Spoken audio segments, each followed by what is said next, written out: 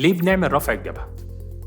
رفع الجبهة من العمليات اللي بتزود ثقة الشخص في نفسه، وده لأن ليها فوائد كتير زي تحسين نسبة وتوازن الوجه، تحسين مظهر الجبهة وخط الشعر، تقليل علامات الشيخوخة، كمان نتيجتها دايما مدى الحياة.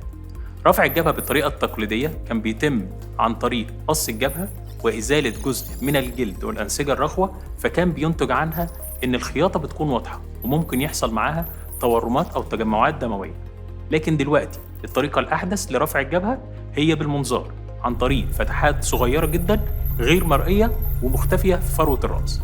استخدام المنظار بيدينا رؤية أوضح، وقت العملية بيكون أقل، وده بيضمن ريكفري سريع من غير مضاعفات. طيب إمتى نقدر نرجع لحياتنا الطبيعية بعد عملية رفع الجبهة بالمنظار؟